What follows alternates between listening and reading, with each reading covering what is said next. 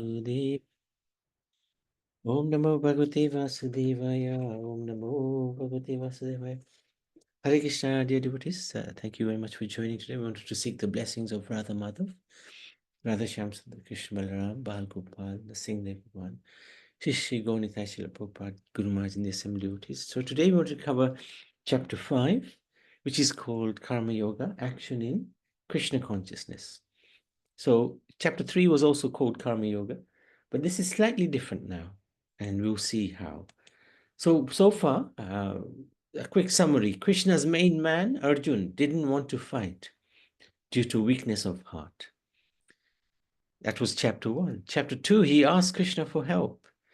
Who? Krishna, that is, reveals Arjun's identity as a soul. He also reveals the duties that Arjun has, and we all have, and the nature of the person who does his duties. The three things which are very interesting, he explains. In the third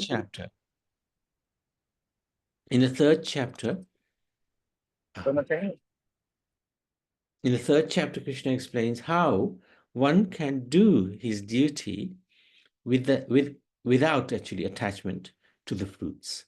So that's Karma Yoga. Set an example to the world and to avoid sinful activities. And then yesterday we talked about Jnana Yoga, fourth chapter. Krishna explains how transcendental knowledge is passed down.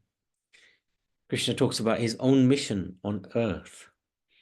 And he also describes different types of action and the importance of acquiring knowledge, especially through the Guru. So today, let's have a look at chapter 5. Summary of chapter 5. Arjun wanted further clarification as he was confused by Krishna's instructions of renunciation, giving up the fruits, right? So the Lord guides how to turn work into worship. So this is very powerful. Outwardly performing all actions, but inwardly renouncing their fruits, the wise man, purified by the fire of transcendental knowledge, Gyan, attains peace, detachment, forbearance, spiritual vision, and bliss. How can we get there? So every journey starts with a step. This is quite a big ask for us, but every journey starts with a step. And in this chapter, Krishna explains how to take steps in the right direction. There are steps leading to further entanglement in worldly complexities, but there are also steps leading to a life of liberation, freedom, tranquility. So again, there are some themes to this chapter. Nishkam Karma Yoga is described, where one does our actions, our duties, we get the rewards, but we're not attached to the rewards. But more than that, those results are actually surrendered to the Lord. That becomes Nishkam Karma Yoga. Very hard. Nishkam Karma Yoga and Bhakti Yoga are very, very similar, very close to each other. Hard to distinguish between the two. The result of such action is that we, the Atma, soul, will realize that we are not the doers. And we touched upon this on Friday. We're not the doers. When taking shelter of the Lord, the soul will see all souls with equal vision. The Lord also gives the first hint of Astanga Yoga to Arjuna. And finally, in one verse, right at the end, Krishna explains the position of the Lord leading to the peace formula. This is how we can attain peace in this world, which is very hard to attain in peace. Okay, let's make a start. So, sorry, I forgot the characteristics of a surrendered soul without attachment, you said, isn't it? What are the characteristics of the souls? Yeah, that's right. But let's take the questions at the end. Oh, Once all we right. Okay. All right. please remind me of the question. Huh? Yeah. Okay, thank you. Okay. So, Sanchi, would you like to read? Hello, Hare Krishna. Hare Krishna. Arjun said, O Krishna, first of all, you ask me to renounce work, and then again you recommend work with devotion. Now, will you kindly tell me definitely which of the two is more beneficial? The personality of Godhead replied, the renunciation of work and work in devotion are both good for liberation. But of the two, work in devotional service is better than renunciation of work. One who neither hates nor desires the fruits of his activities is known to be always renounced. Such a person, free of all dualities, easily overcomes material bondage and is completely liberated.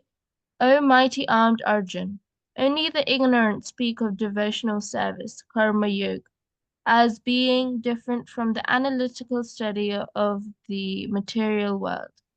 Sankhya, those who are actually learned say that he who applies himself well to one of these paths achieves the results of both. So you carry on in a minute. Just a quick point here. So Arjun asked the question: is it better for me to give up work? Because Krishna talks about renunciation. Or is it better for me to work with devotion or do bhakti, work with bhakti? So Krishna says, actually, renouncing work is okay, but actually better is working in devotion. So this is what we have to understand. To do our duty in devotion is very important. Please carry on.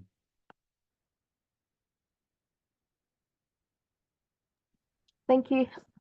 One who knows that the position reached by means of analytical study can also be attained by devotional service, and who therefore sees analytical study and devotional service to be on the same level, sees things as they are. Merely renouncing all activities, yet not engaging in the devotional service of the Lord, cannot make one happy. But a thoughtful person engaged in devotional service can achieve the supreme without delay. One who works in devotion, who is a pure soul, and who controls his mind and senses is dear to everyone, and everyone is dear to him. Though always working, such a man is never entangled. A person in the divine consciousness, although engaged in seeing, hearing, touching, smelling, eating, moving about, sleeping, and always breathing, always knows within himself that he actually does nothing at all. Because while speaking, evacuating, receiving, or opening or closing his eyes, he always knows that only the material senses are engaged with their objects and that he is aloof from them. Very good. I think there's more, but just a quick word again.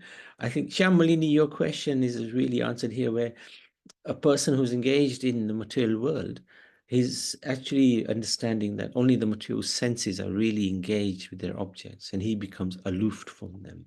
So that's one of the aspects of one who is self-realized. Please carry on.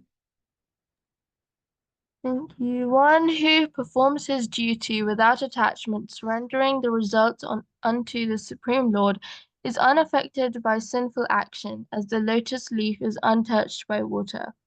The yogis, abandoning attachment, act with body, mind, intelligence, and even with the senses, only for the purpose of purification.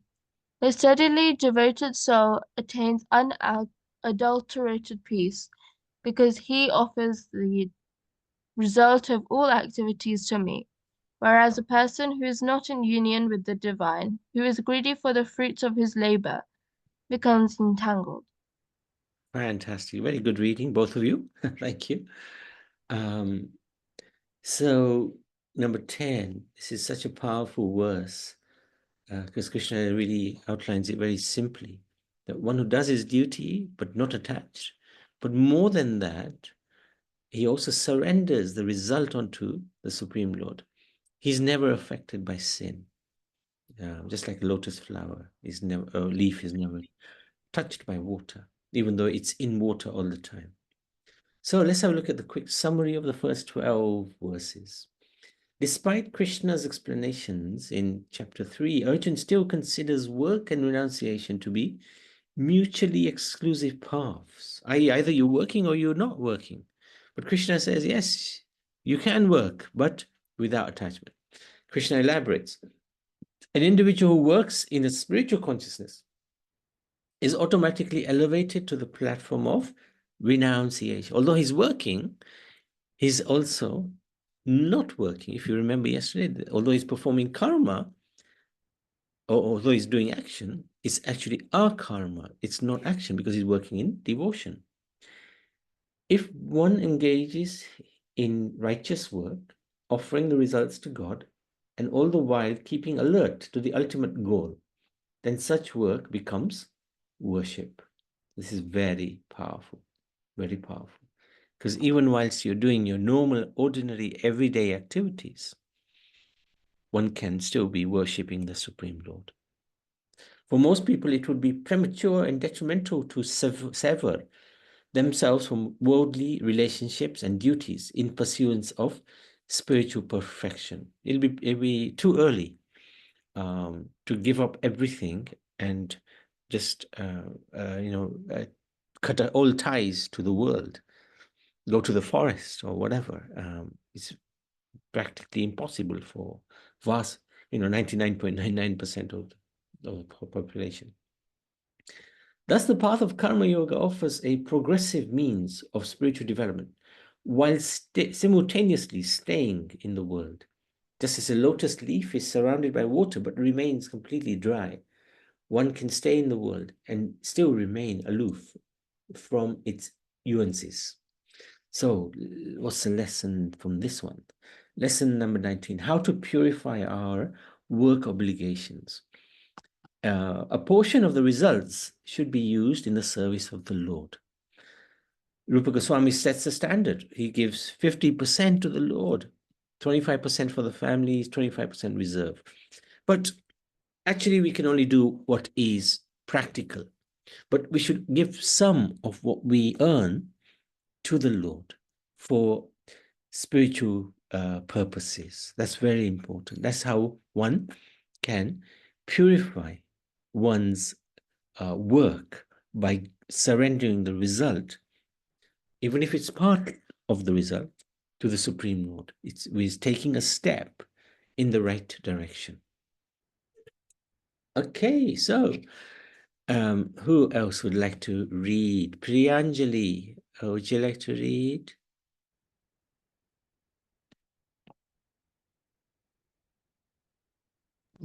Yes, Prabhuji. Okay. When the embodied living being controls his nature and mentally renounces all actions, he happily in the city of 9 gates, the material body, neither working nor causing work to be done.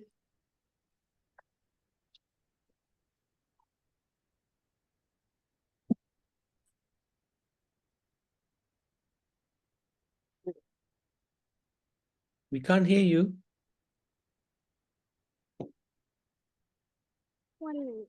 Ji. So you have you read number 14? You can read 14. Can we hear you? I think they're having some problem there with their side. No problem. Who would like to read? Snehal, would you like to read?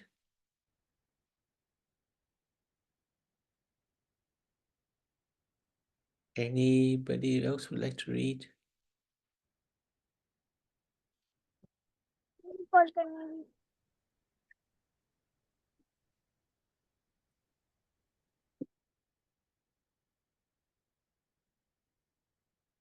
Or I tell you what, let's go with Sanchi again. Why don't you read? You're so competent.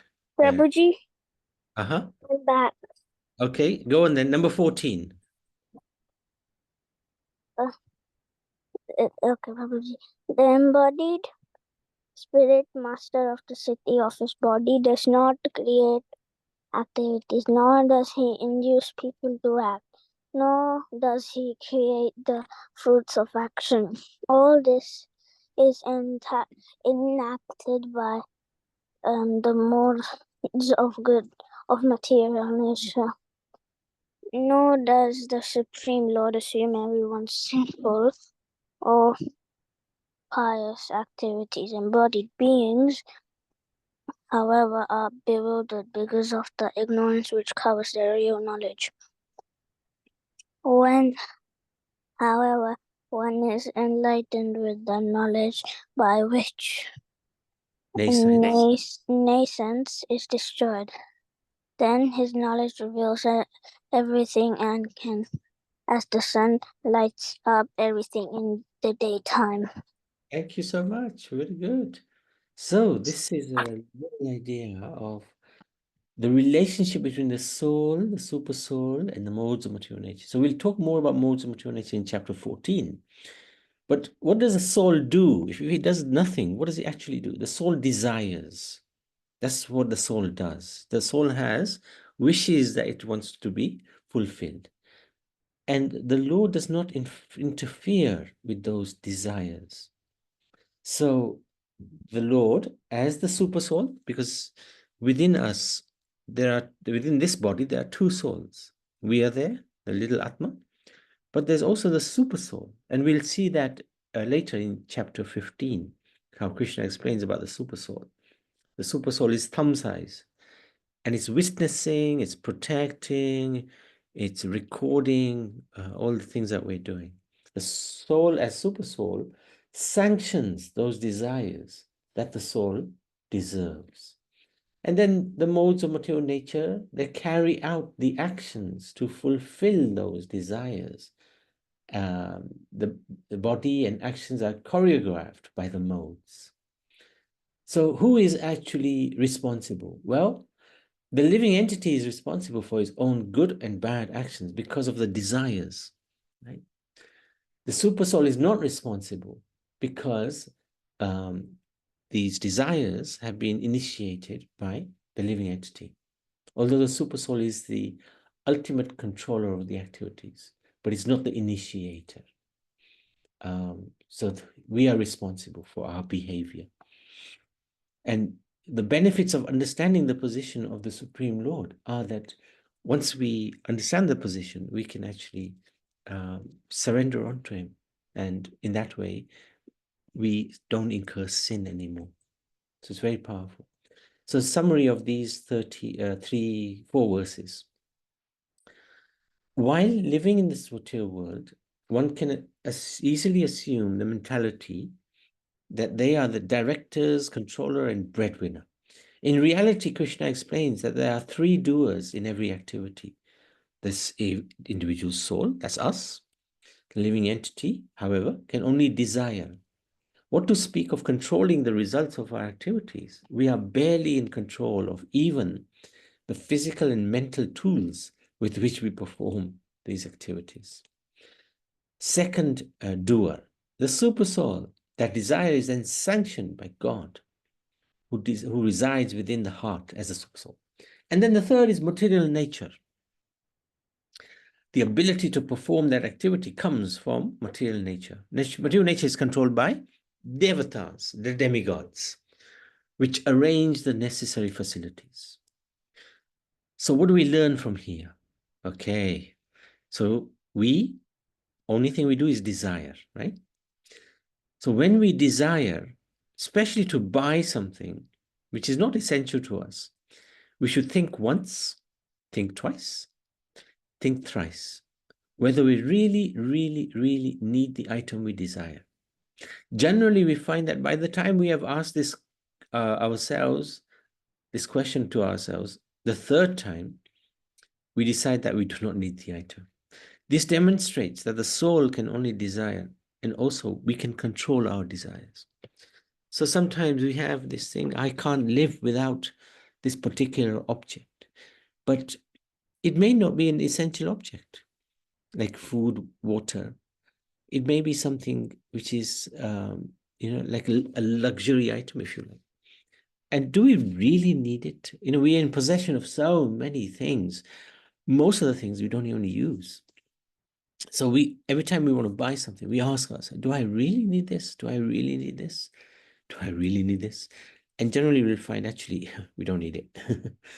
And that way we're controlling our desires from a young age. Very important to do that. Otherwise we'll always be I want this, I want this, I want this. We just be chasing things without being satisfied. And even if we get those things, we'll never be happy because we are trying to, the living entity, which is eternal, is trying to enjoy with temporary things.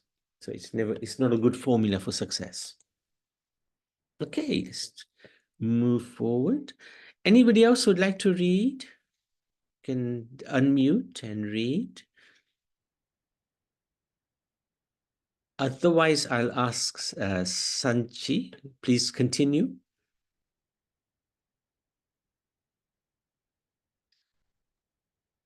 Okay, thank you. Uh, When one's intelligence, mind, faith, and refuge are all fixed in the Supreme, then one becomes fully cleansed of misgivings through complete knowledge and thus proceeds straight on the path of liberation. The humble sages, by virtue of true knowledge, see with equal vision a learned, a gentle, and gentle Brahman, a cow, an elephant, a dog, and a dog-eater outcast. Those whose minds are established in sameness and equanimity have already conquered the conditions of birth and death. They are flawless like Brahman, and thus they are already situated in Brahman. A person who neither rejoices upon achieving something pleasant, nor laments upon obtaining something unpleasant, who is self-intelligent, who is unbewildered, and who knows the science of God, is already situated in transcendence. Such a liberated person is not attracted to sense pleasure, but is always in trance, enjoying the pleasure within. In this way, the self-realized person enjoys unlimited happiness, for he concentrates on the Supreme. Thank you. Keep going. An intelligent person does not take part in the sources of misery, which are due to contact with the material senses. O son of Kunti, such pleasures have a beginning and an end, and so the wise man does not delight in them. Before giving up this present body, if one is able to tolerate the urges of the material senses and check the force of desire and anger, he is well situated and is happy in this world. One whose happiness is within, who is active and rejoices within, and whose aim is inward, is actually the perfect mystic. He is liberated in the Supreme, and ultimately he attains the Supreme. Those who are beyond the dualities that arise from doubts, whose minds are engaged within, who are always busy working for the welfare of all living beings, and who are free from all sins, achieve liberation in the Supreme. Brilliant. Thank you. Oh, keep going. There's two more. Okay. Those who are free from anger and all material desires, who are self-realized, self-disciplined, and constantly endeavoring for perfection, are assured of liberation in the Supreme in the very near future. Shutting out all external sense objects, keeping the eyes and vision concentrated between the two eyebrows, suspending the inward and outward breaths with the nostrils, and thus controlling the mind, senses, and intelligence. The transcendentalist, aiming at liberation, becomes free from desire, fear, and anger. One who is always in this state is certainly liberated. Thank you so much. Very good reading. So here, this last two verses, Krishna is giving him a hint of Astanga Yoga. And we'll see tomorrow, this chapter 6, actually focus is in on this Astanga Yoga. And Arjun is really shocked. Wow, I cannot do this. This is quite a hard practice, especially in Kali Yuga. So let's do a quick summary of these verses. The advanced spiritualist is able to see that a spiritual soul is present in all varieties of life, be it plant, animal, or human. Therefore, utmost respect is given to every living being.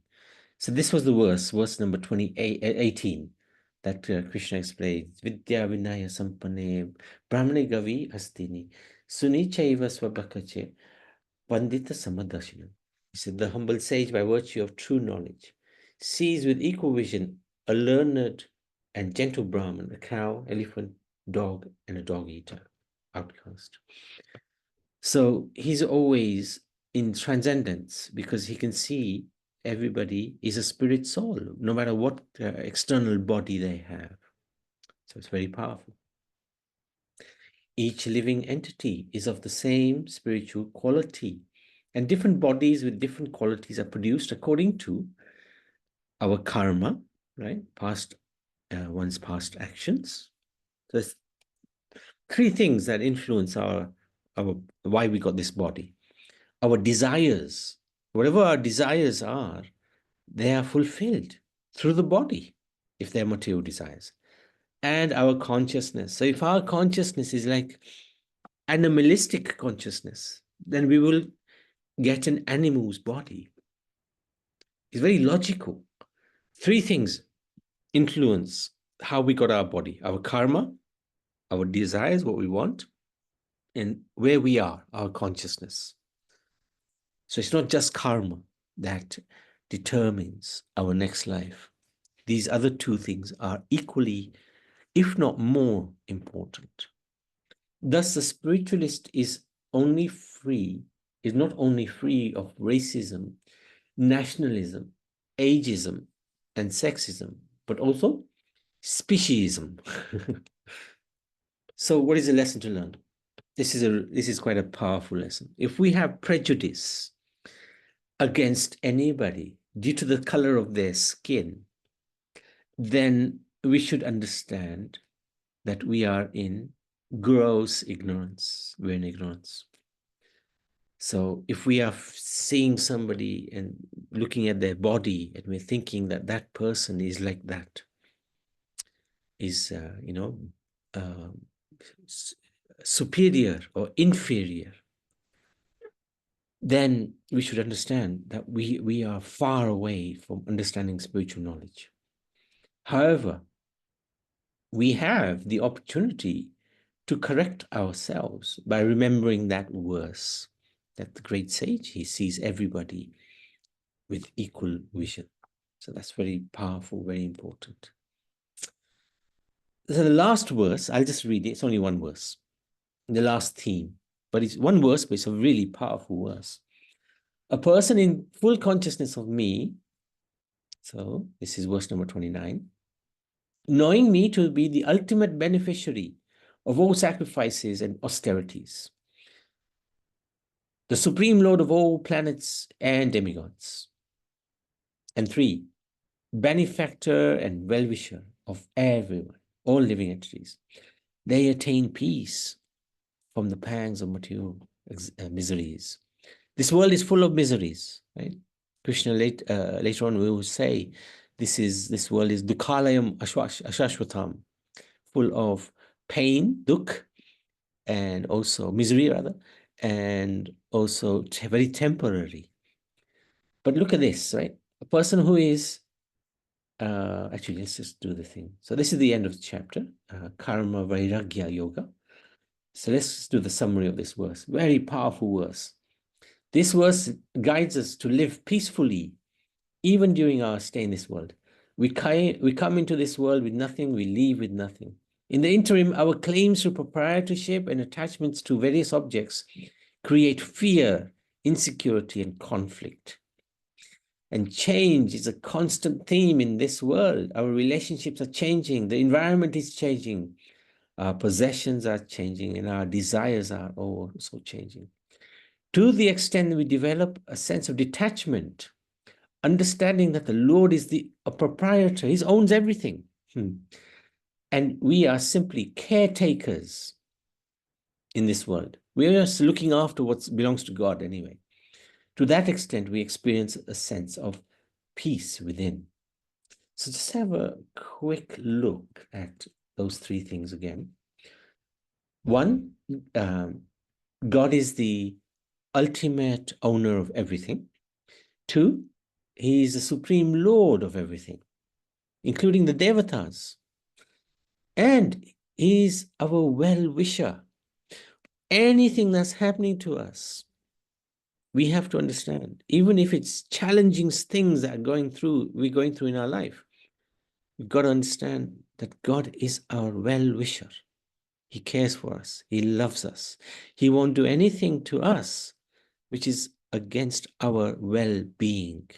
It's very important to understand. If we can understand that and understand these three things, we'll always be peaceful. So what's the lesson to learn? Lesson to learn is when we feel stress about a particular situation and thus not at peace with ourselves, try to analyze the reason for the stress.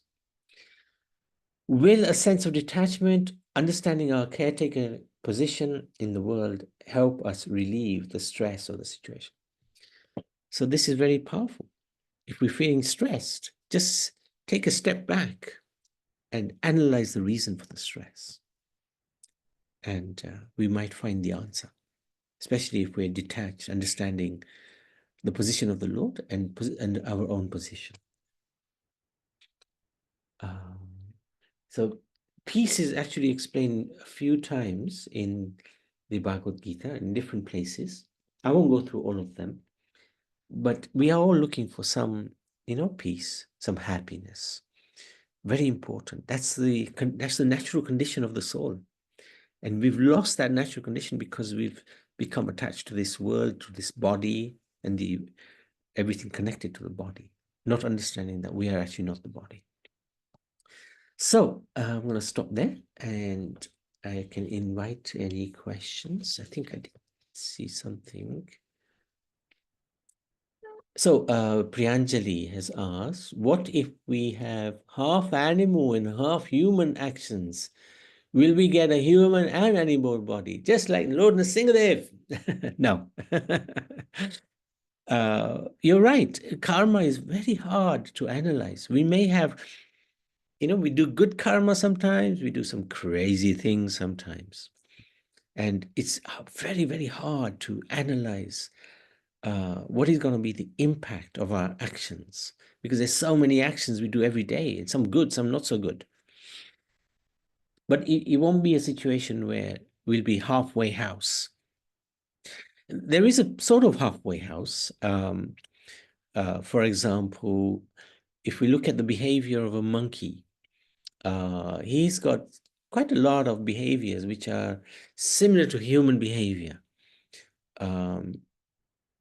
So, depending on our behavior, our desires, our consciousness, we will attain the next life according to that. So our behavior, our desires, and our consciousness. Nrsimhadev is special. He's the Supreme Lord. The Lord's position is that his body is not different from him.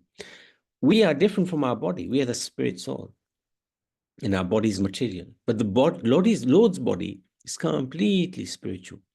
He doesn't have a tinge of materialism within his body.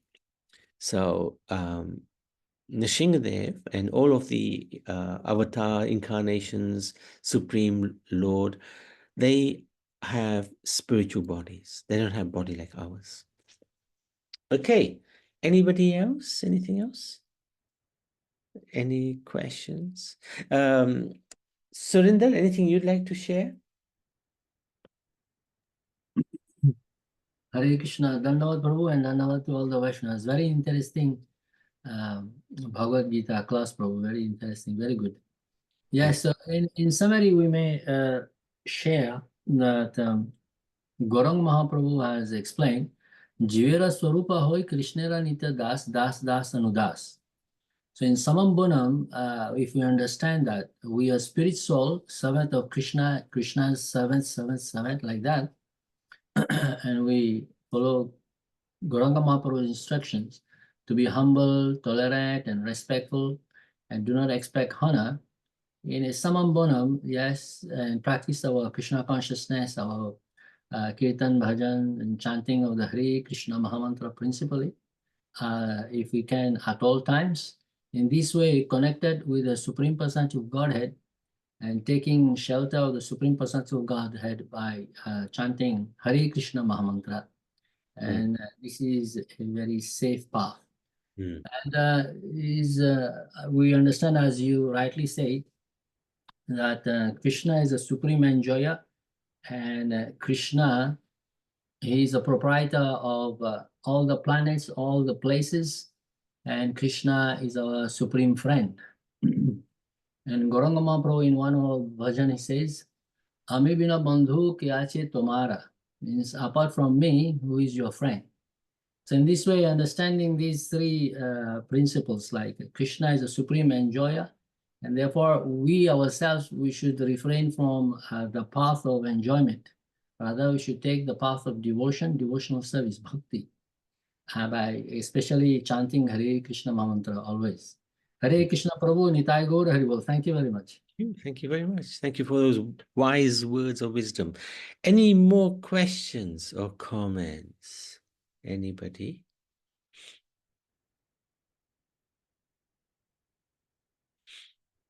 Any doubts? Anything that you don't agree with? We are happy to, take questions. Don't have to agree with everything we've said. Yes, Priyanjali. Can I recite a sloka? Can you recite a sloka? Yes. Go for it. Krishnaya Vasudevaya Devkinanaya Nandagopakumara Govindaya Namo Namah. Wow, very good. Do you know what it means? Oh, Prabhuji. Okay, find out what it means, okay? And you can share that with us as well. Very important when you're learning to also understand what is the meaning behind it. Yeah, because then one can remember it much more easily as well. I used to know what it means. That's fine, don't worry. Okay, thank you so much, everybody. Let's stop the class at this point.